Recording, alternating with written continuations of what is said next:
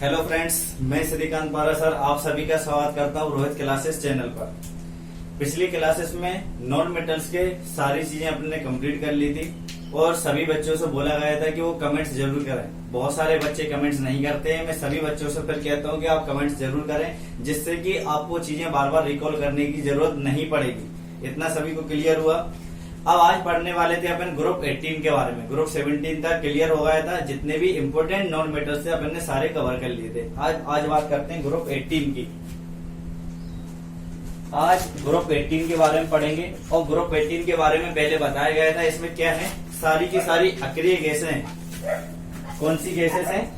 अक्रिय gas है। और इन अक्रिय गैसों को और क्या बोला जाता है? उत्कृष्ट गैसें बोला जाता है। उत्कृष्ट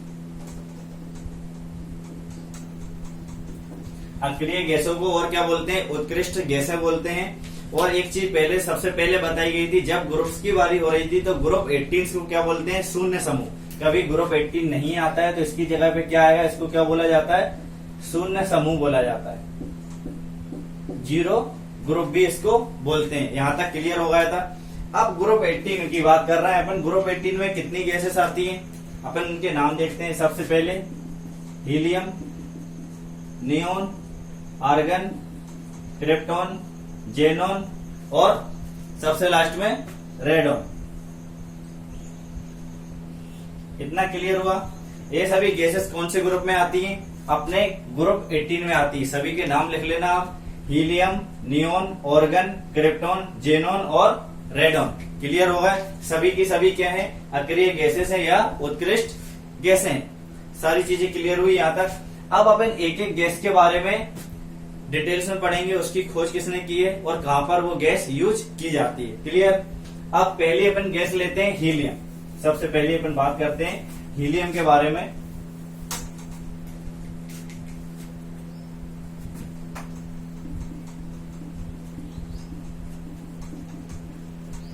हीलियम के बारे में बात हो रही है। बिल्कुल बेसिक सी बात है। अपन ने देखा था कि ब्रह्मांड में सबसे ज्यादा पाया जाने वाला तत्व कौन सा था? हाइड्रोजन। सबसे ज्यादा क्या पाया जाता था? हाइड्रोजन। लेकिन पूरे ब्रह्मांड में सेकंड नंबर पे क्या पाया जाता है? सबसे ज्यादा हीलियम। क्लियर हो गई ये चीज। सबसे पहले नंबर पे क्या पाया जाता है? हाइड्रोजन। और सेकंड नंबर पे क्या पाया जाता है? हीलियम। यहां तक ये चीज क्लियर हो चुकी। अब बात करते हैं इसके आगे। तो हीलियम का एटॉमिक नंबर क्या होता है? 2 होता है। क्लियर होगा। अगर इसमें एटॉमिक नंबर 2 है तो इसमें 2 क्या होंगे? प्रोटॉन होंगे और 2 न्यूट्रॉन होंगे। ये चीज लिख लेना। 2 प्रोटॉन और 2 न्यूट्रॉन। यहां तक चीजें क्लियर हो गई। अब बात करते हैं अपन हीलियम के बारे में आगे। तो हीलियम की खोज सबसे ज्यादा इंपॉर्टेंट क्या है कि हीलियम की खोज किसने की है? तो लोकेयर और जॉनसन। इनके नाम बहुत अच्छे से याद रखना। लोकेयर और जॉनसन। किसने की है? लोकेयर और जॉनसन ने खोज की है। किसकी? हीलियम की। और सेकंड नंबर पे ये पाए जाने वाला ब्रह्मांड में तत्व है, पहले पे हाइड्रोजन पाया जाता है सबसे ज्यादा। और इसमें क्या होते हैं? 2 प्रोटॉन और 2 न्यूट्रॉन होते हैं। एटॉमिक नंबर भी कितना है? 2 है। और ये पूरे पीरियोडिक टेबल में पाए जाने वाला पहली क्या है? गैस है। क्लियर हो गई। अब इसमें आगे चलते हैं कि इसका उपयोग, हीलियम का उपयोग अपन कहाँ पे करते हैं। तो आपने देखा होगा जो मौसम वैज्ञानिक रहते हैं तो प्रेक्षणों में गुब्बारा जो भेजा जाता है उसमें भी किस गैस का प्रयोग करते हैं? हीलियम गैस का प्रयोग किया जाता है। क्लियर। एयरक्राफ्ट जो रहता है उसके टायरों में भी कौन सी गैस भरी रहती है? हीलियम गैस भरी रहती है। और जहाँ पे गैस शीतलन जो नाभिकीय रिएक्टर होते हैं, जिसको मतलब वहां पे थोड़ा सा आपको ठंडा करने के लिए कुछ अगर किसी गैस की जरूरत पड़ती है तो किसकी पड़ती है? हीलियम गैस की जरूरत पड़ती है। गोताखोर जो रहते हैं, जो डाइव लगाते हैं नदियों में, समुद्र में, वो किस गैस का उपयोग करते हैं? हीलियम गैस का प्रयोग करते हैं वो। क्लियर हुआ। और जो दमे के मरीज रहते हैं, अपन ने एक चीज देखी थी कि अगर आप ऑक्सीजन के साथ हीलियम गैस को मिला दोगे तो वो कृत्रिम श्वसन हो जाती है। आर्टिफिशियल रेस्पिरेटरी सिस्टम के लिए काम की जाती है, जहाँ पे मरीजों के लिए उपयोग में लाई जाती है हॉस्पिटल्स में। इतनी सारी चीजें क्लियर हो गई। ये किसके बारे में हुआ? हीलियम के बारे में। अब पढ़ते हैं अपन नियोन के बारे में। क्लियर। एक चीज और लिख लेना, किसमें? हीलियम में।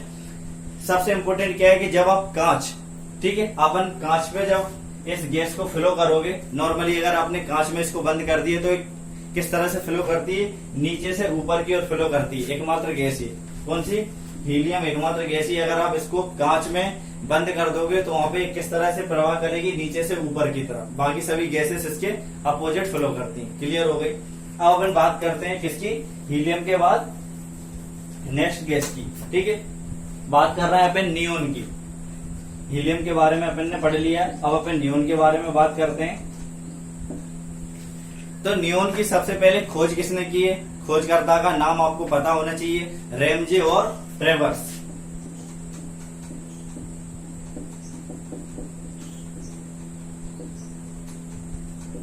रैमजे और ट्रेवर्स दोनों ने मिलकर किसकी खोजी की है, नियोन गैस की। इतना क्लियर हो गया।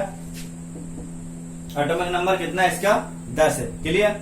अब नियोन गैस की अगर बात करें तो जो ऑर्गन गैस रहती है, तो ऑर्गन गैस का अपन भाप बनाएंगे तो जो बाष्पशील भाग है उससे अपन को क्या प्राप्त होती है, नियोन गैस प्राप्त होती है। किससे, ऑर्गन के बाष्पशील भाग से।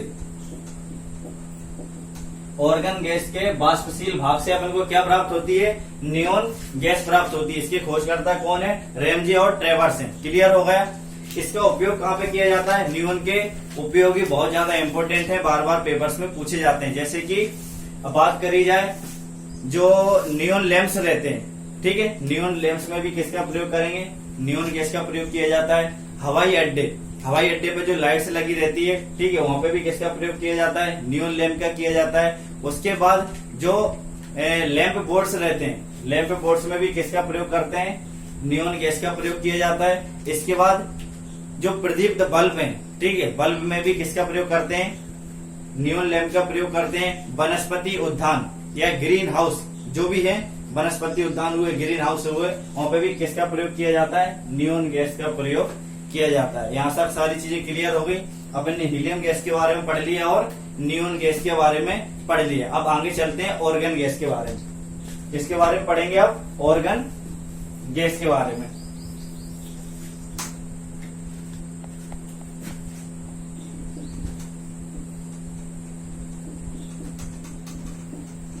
ऑर्गन गैस के बारे में, किसके बारे में पढ़ रहे हैं अपन, ऑर्गन गैस के बारे में। अब प्रकृति में वायुमंडल में सबसे अधिक भाग में पाए जाने वाला कोई अक्रिय गैस है तो कौन सी है, ऑर्गन।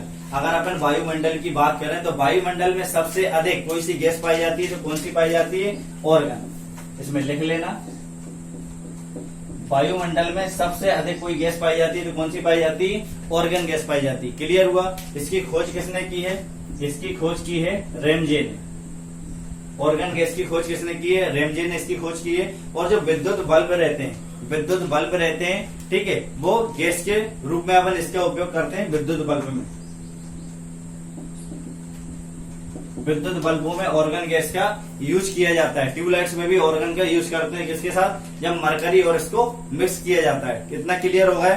अब अपन बात करते हैं इसका यूज अपन ऑर्गन गैस का क्यों करते हैं विद्युत बल्ब में, कि जो फिलामेंट रहता है या जो तंतु रहता है उसकी क्या है, उम्र बढ़ जाती है इसके यूज से। नहीं तो वो जल्दी के जल्दी क्या हो जाएगा, फ्रीज हो जाता है या फिर फूट जाएगा बल्ब आपका। ठीक है, अगर उसमें ऑर्गन गैस है तो उसका फिलामेंट का क्या होती है, उम्र बढ़ जाती है। इतना क्लियर हो गया। और जो अपन आर्क वेल्डिंग करते हैं, धातु हुए अधातु हुए, मेटल्स नॉन मेटल्स दोनों के साथ अपन आर्क वेल्डिंग, ठीक है, आर्क वेल्डिंग में भी किस गैस का यूज करते हैं, ऑर्गन गैस का यूज किया जाता है। यहां तक सारी चीजें क्लियर हो गई। अब अपन आगे की गैस पढ़ते हैं, कौन सी, क्रिप्टॉन। हीलियम पढ़ लिया अपन ने, नियोन पढ़ लिया, ऑर्गन पढ़ लिया, अब कौन सी पढ़ते हैं, क्रिप्टॉन। क्रिप्टॉन गैस के बारे में पढ़ते हैं अब अपन।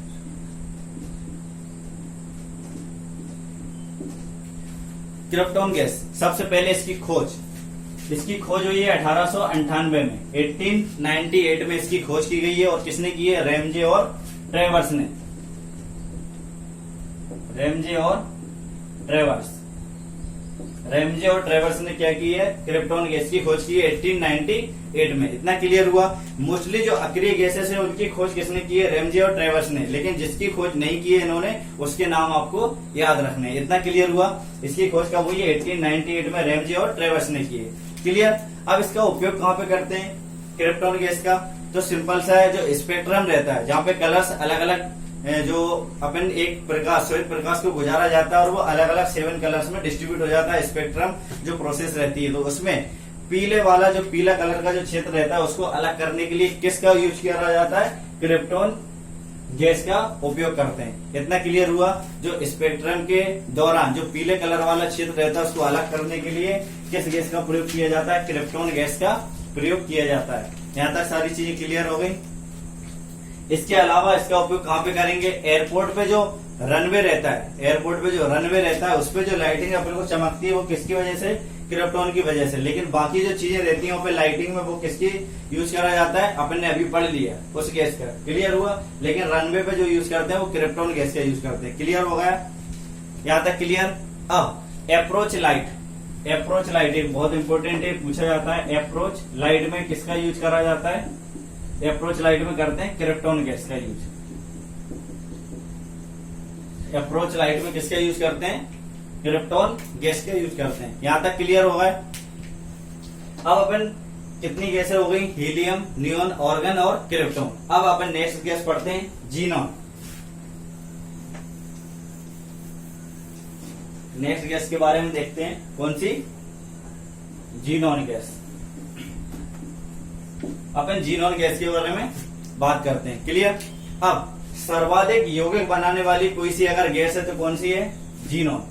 इंपॉर्टेंट पॉइंट से याद रखना, सर्वाधिक यौगिक या कंपाउंड बनाने वाली कोई गैस है तो कौन सी है? जीनॉन।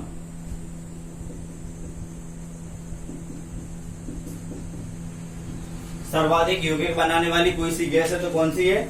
जीनॉन गैस है। क्लियर हुआ। अभी अभी यहाँ पे बात हुई है यौगिक की, कंपाउंड बना रही है। क्लियर बात हो गई। तो मतलब ये किसी ना किसी मेटल्स, नॉन मेटल से किसी ना किसी से रिएक्शन करके बहुत सारे कंपाउंड्स बनाएगी। क्लियर। एक और इसके बारे में क्वेश्चन पूछा जाता है, जीनॉन को क्या बोलते हैं? Stranger gas.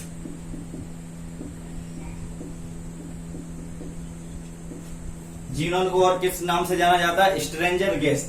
ये क्वेश्चन बहुत बार पूछा गया है, चाहे वो व्यापम हो, रेलवेज हो या अनदर एग्जाम्स हो, सभी में पूछा जाता है स्ट्रेंजर गैस किसको बोला जाता है? तो जीनॉन को क्या बोलते हैं? स्ट्रेंजर गैस बोलते हैं। क्लियर हो गया। अब अगर इसका जीनॉन का प्रयोग करें तो कहां पे करते हैं? जब फोटोग्राफी करते हैं तो फ्लैश बल्ब में जीनॉन गैस का प्रयोग किया जाता है। फ्लैश बल्ब जब फोटोग्राफी करोगे तो उसमें जो फ्लैश बल्ब जलता है उसमें किस गैस का प्रयोग किया जाता है? जीनॉन गैस का उपयोग होता है। क्लियर हो गई इतनी चीजें। और इसकी खोज के बारे में अगर आता है कि जीनॉन की खोज किसने की, तो किसने की है? सेम रैमजे और ट्रेवर्स ने। रैमजे और ट्रेवर्स ने क्या की है? जीनॉन गैस की खोज की है। यहां तक सारी चीजें क्लियर हुई। अब बात करते हैं अपन किसकी? नेक्स्ट गैस की, रेडॉन की।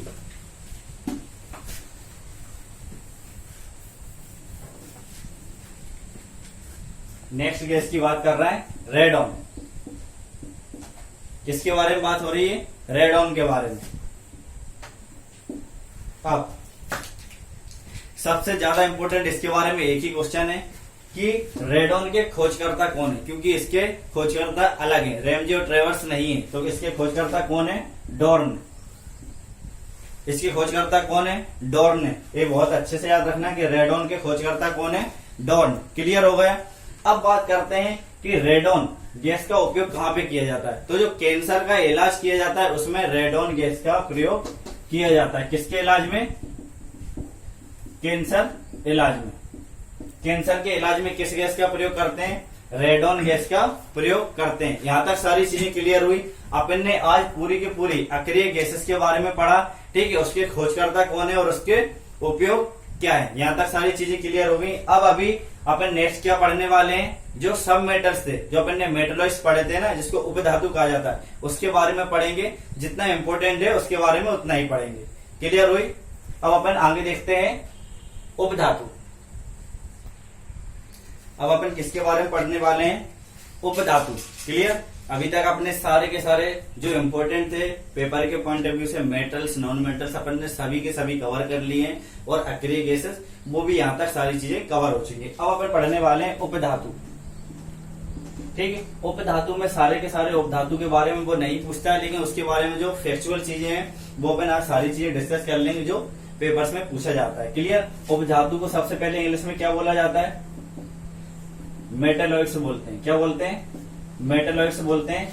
सारी की सारी जहां तक आपको टर्मिनोलॉजी है वो इंग्लिश में याद होनी चाहिए केमिस्ट्री में, क्योंकि आप उसको इंग्लिश से हिंदी भी करोगे तो तब भी आपको इंग्लिश में ही लिखा मिलने वाला है। क्लियर हुआ। अब अपन किसके बारे में पढ़ रहे हैं? उपधातु के बारे में, मेटलॉइड्स के बारे में पढ़ने वाले। क्लियर। और जो बच्चे नए हैं हमारे चैनल पे वो या वो देख रहे हैं वीडियो, अगर उन्हें कुछ समझ में नहीं आता है तो आप पुराने चैनल्स पे या पुराने वाले जो वीडियोस हैं हमारे, ठीक है, उस पे जाके जरूर देखें। क्लियर। वो सारे अगर आप स्टार्टिंग से सारे वीडियोस देखोगे तो आपको एक एक चीज समझ में आएगी और प्रॉपर आप उसके नोट्स बना पाओगे, और इतने आपके नोट्स बन जाएंगे कि आपको और कहीं से ज्यादा एक्स्ट्रा पढ़ने की जरूरत नहीं पड़ेगी। पेपर्स में इतने से ही पूछा जाता है। क्लियर। अब अपन बात कर रहे हैं उपधातु या मेटलॉइड्स के बारे में। तो सबसे पहले उपधातु का मतलब क्या है? इसमें धातु और अधातु दोनों के गुण पाए जाएंगे। क्लियर। पहला पॉइंट लिखना, धातु व अधातु, आपको दोनों ही गुण इसमें देखने को मिलेंगे उपधातु में। मेटलॉइड्स में क्या मिलेंगे आपको? धातु और अधातु दोनों के गुण आपको उपधातु में देखने को मिलेंगे। क्लियर। अब अपन ने पढ़ा था कि उपधातु की संख्या कितनी है? 7। मेटलॉइड्स की संख्या कितनी है? 7। मेटल्स की कितनी थी?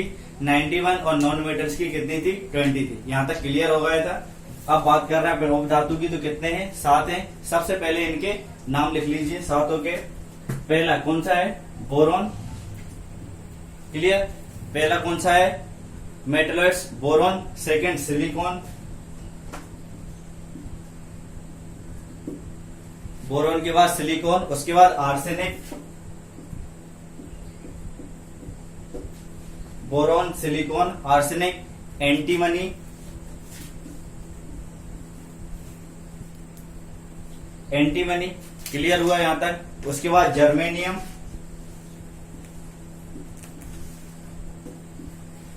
जर्मेनियम, टेलुरियम, टेलुरियम, और उसके बाद पोलोनियम, पोलोनियम। मेटलॉइड्स की संख्या कितनी है? 7 है। यहां तक क्लियर हुआ। और सातों के साथ अपन ने नाम देखे हैं। पहला boron, silicon, arsenic, antimony, germanium, tellurium और पोलोनियम। सभी के सभी 7 क्या है? मेटलॉइड्स हैं या उपधातु हैं, और इसमें धातु और अधातु दोनों के गुण देखने को मिलते हैं। क्लियर हो गई यहां तक सारी चीजें। अब जो इससे इम्पोर्टेंट वन वर्ड फेस्टिवल में जो कुछ क्वेश्चन पूछे जाते हैं बार बार रेलवेज में या अपने व्यापम्स में, ठीक है, वो अपन देखते हैं। और पोलोनियम के बारे में थोड़ा सा पढ़ेंगे, क्योंकि उसके बारे में पूछा गया, उसके खोज किसने की है और वो किस तरह का जो भी एलिमेंट है। क्लियर हुआ। अब एक बात करते हैं बोरॉन कॉस्मिक रे। सबसे पहले बोरॉन कॉस्मिक रे। क्लियर। सबसे पहले बात कर रहे हैं अपन बोरॉन कॉस्मिक रे की बात कर रहे हैं। बोरॉन कॉस्मिक रे, इसका प्रयोग कहां पे करते हैं? बोरॉन कॉस्मिक रे का जो नाभिकीय रिएक्टर है, क्लियर, नाभिकीय रिएक्टर में नियंत्रक जो छड़ें बनाई जाती हैं उसमें बोरॉन कॉस्मिक रे का प्रयोग करते हैं। सभी लोग लिखते चलिएगा। जो नाभिकीय रिएक्टर्स हैं, ठीक है, उनके नियंत्रक छड़ें बनाने में किसका प्रयोग करते हैं? बोरॉन कॉस्मिक रे का प्रयोग करते हैं। क्लियर हुआ यहां तक। बुलेट प्रूफ जैकेट, जो बुलेट प्रूफ जैकेट बनाई जाती है उसमें भी किसका प्रयोग करते हैं? बोरॉन कॉस्मिक रे का प्रयोग किया जाता है। यहां तक सारी चीजें क्लियर हो गई।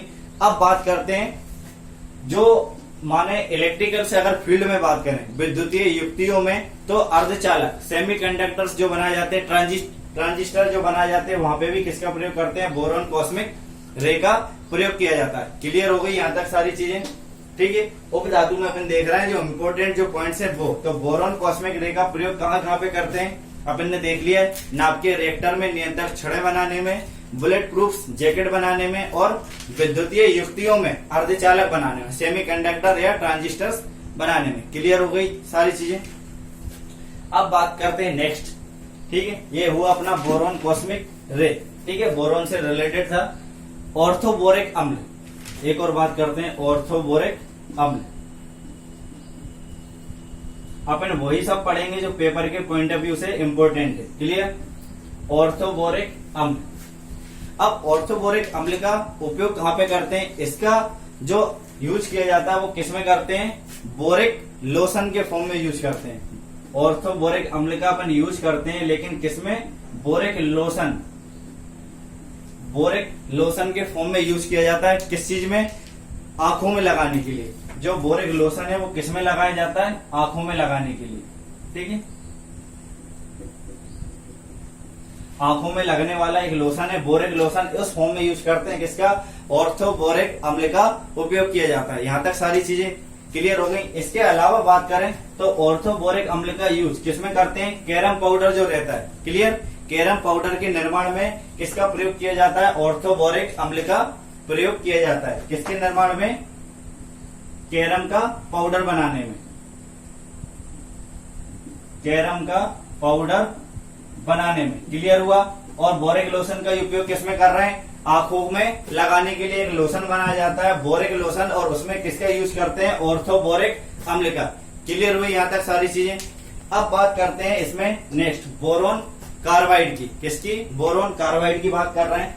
ये सभी पेपर के पॉइंट ऑफ व्यू से बहुत ज्यादा इंपॉर्टेंट है, वही सारी चीजें डिस्कस कर रहे हैं अपन। Boron carbide, boron carbide. अब किसके बारे में बात हो रही है? बोरोन कार्बाइड के बारे में बात हो रही है। क्लियर हुआ। अब बोरोन कार्बाइड के बारे में सबसे ज्यादा इंपॉर्टेंट क्या है? ये सबसे ज्यादा कठोर पदार्थ होता है, सबसे कठोर पदार्थ है। अगर प्रकृति की बात करें अपन तो प्रकृति में जितने भी मौजूद हैं, तो लेकिन उसके अलावा जो कृत्रिम रूप से बनाए जाते हैं आर्टिफिशियल पदार्थ में अगर अपन बात करें किसकी? कृत्रिम पदार्थ की या आर्टिफिशियल पदार्थ की बात करते हैं, तो आर्टिफिशियल पदार्थ में सबसे ज्यादा कठोर कौन सा पदार्थ है? Boron carbide. यहां तक सारी चीजें क्लियर हुई। अपन ने ऑर्थोबोरिक अम्ल पढ़ा है और बोरोन से रिलेटेड कुछ चीजें पढ़ी थी, उसमें आप पढ़ रहे हैं बोरोन कार्बाइड। तो सबसे कठोर कृत्रिम पदार्थ आर्टिफिशियल पदार्थ की बात करते हैं तो कौन सा है? बोरोन कार्बाइड है। ये चीजें क्लियर हो गई यहां तक। अब उसके बाद इसको एक नाम से और जाना जाता है, उसका नाम क्या है? नोकाइड। क्या बोलते हैं इसको? और क्या बोला जाता है? नोकाइड नाम से भी जाना जाता है। किसको? बोरोन कार्बाइड को। यहां तक सारी चीजें क्लियर हो गई। अब नेक्स्ट इसमें आगे चलते हैं। अपन ने पढ़ा बोरोन, सिलिकॉन, जर्मेनियम, पोलोनियम, ये सभी क्या है? अपनी उपधातु है, मेटलॉइड्स हैं। अब इसमें नेक्स्ट पॉइंट सभी बच्चे नोट्स करना। जो सिलिकॉन रहता है, सिलिकॉन का उपयोग अपन कहाँ पे करते हैं? आयरन और एल्यूमिनियम, इन दोनों की मिश्र धातु बनाने में सिलिकॉन का प्रयोग कहाँ पे किया जाता है? सिलिकॉन का प्रयोग करते हैं अपना आयरन और एल्यूमिनियम दोनों की मिश्र धातु बनाने में करते हैं। क्लियर? आयरन व एल्यूमिनियम दोनों की मिश्र धातु बनाने में किसका प्रयोग करते हैं अपन? सिलिकॉन का। यहां तक चीजें क्लियर हुई। नेक्स्ट पॉइंट लिखना आप कि जो जर्मेनियम है और गैलियम आर्सेनाइड, दो चीजों की बात कर रहे हैं अपन, जर्मेनियम व गैलियम आर्सेनाइड। जर्मेनियम व गैलियम आर्सेनाइड। ठीक है, क्लियर हुआ। किसकी बात हो रही? जर्मेनियम व गैलियम आर्सेनाइड की। इनका उपयोग अपन किसमें करेंगे? अर्धचालक में, सेमीकंडक्टर जो बनाए जाते हैं उनके रूप में किसका उपयोग करते हैं? जर्मेनियम और गैलियम आर्सेनाइड का यूज करते हैं। सोलर सेल जो रहते हैं उसमें भी इनका यूज करते हैं। फोटो वाली जो भी प्रोसेस रहेगी, फोटोग्राफिक या फोटो डायोड जो बनाए जाते हैं उसमें भी जर्मेनियम और गैलियम आर्सेनाइड का उपयोग करेंगे। ट्रांजिस्टर बनाने में भी जर्मेनियम और गैलियम आर्सेनाइड का उपयोग किया जाता है। यहां तक क्लियर हो गई। एक चीज और, जो गैलियम आर्सेनाइड है, क्लियर, जो गैलियम आर्सेनाइड है इससे अपन क्या चीजें बनाते हैं? जो कंप्यूटर की चिप्स रहती है उसे किसके द्वारा बनाई जाती है? गैलियम आर्सेनाइड के द्वारा। कंप्यूटर चिप्स जो बनाई जाती है वो किसके द्वारा बनाई जाती है? गैलियम आर्सेनाइड के द्वारा बनाई जाती है। यहां तक सारी चीजें क्लियर हो गई। अभी तक अपन ने जितना इंपॉर्टेंट था मेटलॉइड्स के बारे में वो चीजें पढ़ ली हैं। ठीक है, इसके अलावा जो बेसिस क्वेश्चन बनेंगे वो आपको सारे बाद में प्रोवाइड करवा दिए जाएंगे। क्लियर हुआ। अब इसमें एक अपन ने एक और पढ़ा है अभी, एलिमेंट पोलोनियम। पोलोनियम के बारे में पूछा जाता है तो अपन उसके बारे में पढ़ते हैं थोड़ा सा।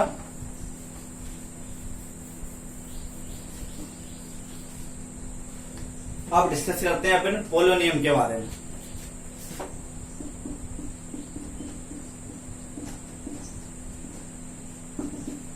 किसके बारे में डिस्कस कर रहे हैं? पोलोनियम के बारे में। क्लियर? सबसे पहला क्या है? रेडियोधर्मी तत्व है।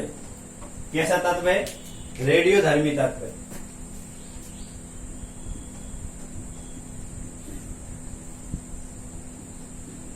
पोलोनियम कैसा तत्व है? रेडियोधर्मी तत्व है। क्लियर हो गया? अब इसकी खोज की बात करते हैं कि पोलोनियम की खोज किसने की है। तो सबसे पहले इसकी खोज हुई कब है? 1898 में, 1898 में इसकी खोज की गई है। किसकी? पोलोनियम की। और किसने की है? मैडम क्यूरी और उनके पति पियरे क्यूरी ने, दोनों ने मिलकर की है। मैडम क्यूरी और इनके हस्बैंड थे जिसका नाम क्या है? Pierre Curie.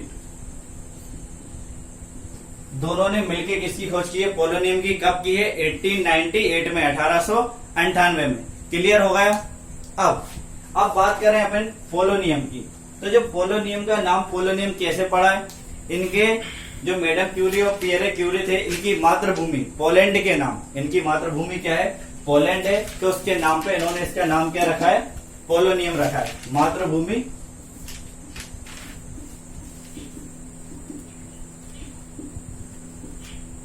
इनकी मातृभूमि क्या है? पोलैंड। उसके नाम पे इसका नाम क्या रखा है? पोलोनियम इन्होंने नाम रखा है। यहां तक क्लियर हो गया? अब बात करते हैं इसके उपयोग की। इसका उपयोग कहां पे किया जाता है? इसका उपयोग करते हैं अपन जो अंतरिक्ष है, ठीक है, अंतरिक्ष आकाश में अगर हीटर, ठीक है, अगर हीटर लेके जाते हैं तो हीटर के रूप में अगर किसका यूज करा जाएगा? किसी एलिमेंट का, तो पोलोनियम का यूज करा जाएगा। कहां पे? अंतरिक्ष में जो उपकरण ले जाते हैं, अगर उसमें हीटर उपकरण रहेगा तो उसमें किस एलिमेंट का यूज करेंगे? पोलोनियम का यूज करेंगे। इतना क्लियर हुआ? अब एक क्वेश्चन बहुत बार पेपर्स में पूछा गया है रेलवेज में कि सबसे ज्यादा आइसोटोप या समस्थानिक किसके होते हैं? तो किसके होते हैं? पोलोनियम के होते हैं। बात क्लियर हुई? सबसे ज्यादा आइसोटोप या समस्थानिक किसके होते हैं? पोलोनियम के होते हैं। और उनकी संख्या भी पूछ ली गई है। कितनी होती है? 33। समस्थानिक या आइसोटोप्स की बात करते हैं तो सबसे ज्यादा आइसोटोप्स या समस्थानिक किसके हैं? पोलोनियम के हैं। और कितने हैं? 33 हैं, 33। और सभी के सभी जितने भी आइसोटोप्स हैं वो सभी के सभी क्या है? रेडियोधर्मी है। वो भी क्या है? रेडियोधर्मी है। सभी के सभी जो आइसोटोप्स रहेंगे वो भी क्या रहेंगे? रेडियोधर्मी रहेंगे। और सबसे ज्यादा आइसोटोप्स किसके हैं या समस्थानिक? पोलोनियम के। कितने हैं? 33। यहां तक सारी बातें क्लियर हो गई। अभी तक अपन ने नॉन मेटल्स, मेटल्स और मेटेलॉइड सारी चीजें कवर कर ली है। अक्रिय गैसेस सभी के सभी चीजें अपन ने नोट डाउन कर ली है। क्लियर हुआ यहां तक? और जिस भी बच्चों को यहां तक अगर समझ में नहीं आ रहा है तो वो स्टार्टिंग वाले लेक्चर्स देखें और यहाँ तक पहुंचे। अगर आप लाइन से पढ़ोगे और प्रॉपर नोट्स बनाओगे तो आपको बिल्कुल दिक्कत नहीं आएगी। क्लियर हुई सारी चीजें? अगर आप सभी को वीडियोस पसंद आ रहा हो तो इसे लाइक करें, शेयर करें और सब्सक्राइब करें। जल्दी से सब्सक्राइबर बढ़ाएं।